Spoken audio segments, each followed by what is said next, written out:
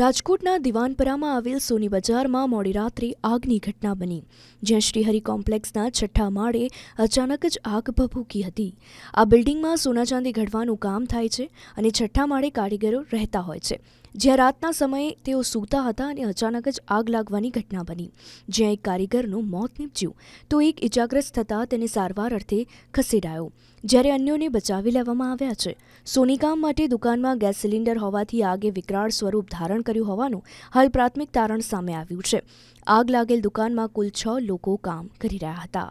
આ કોમર્શિયલ કોમ્પ્લેક્સની અંદર તમામ સોના ચાંદીના દાગીના ઘડવાનું કામ ચાલતું હોય છે અને તેના કારીગરો ઉપરના માળે છઠ્ઠા માળે રહેતા હોય છે। જે સૂતા હતા દરમિયાન કોઈ આગ લાગેલ અને ત્યાં 5 જણા સૂતા હતા, તે દરમિયાન એમાંથી 3 જણાને સહી સલામત બહાર કાઢવામાં આવેલ છે અને નીકળી ગયેલ છે અને એક વ્યક્તિનું મૃત્યુ થયેલ છે અને એક વ્યક્તિ દાઝી ગયેલ છે, જેની સારવાર ચાલુ છે।